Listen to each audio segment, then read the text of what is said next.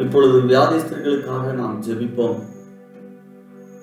ஆண்டவரே, இந்த வேளையில யாரெல்லாம் கர்த்தாவே அப்பா ஹாஸ்பிட்டலில் படுக்கையில மரண படுக்கையில் இருக்கிற ஒவ்வொரு ஜனங்களையும் நீர் நினைத்து பார்க்க முடிய ஜெபிக்கிற ஆண்டவரே, இயேசப்பா நீ தாமே ஒவ்வொரு கூடவே இருந்து இந்த வேளையில வலியோடு வேதனையோடு அழுது கொண்டு இருக்கிற கண்ணீரை கண்டு தகப்பனே, அன்று ஆகாருடைய கண்ணீரை கண்டவர் இன்று கூட இந்த வேளையில ஒவ்வொரு ஜனங்களுடைய கண்ணீரை கண்டு தகப்பனே நீ சுகத்தையும் பலத்தையும் தரும்படிய ஜெபிக்கிறோம்.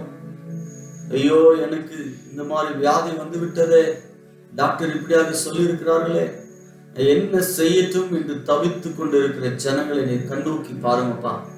இந்த வேளையில அப்பா நீ தொட்டு சுகமாக்கும் ஆண்டவரே, உடைய வல்லமை புறப்பட்டு செல்லட்டும்.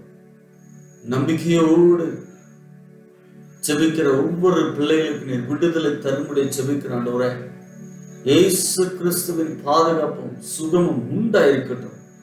நசரேயனாகிய இயேசு கிறிஸ்துவின் ரத்தத்தை ஒவ்வொரு மேலும் போடுகிறோம். நல்ல சுகத்தையும் பலத்தையும் தந்து நீர் பாதுகாத்துக் கொள்ளுமப்பா.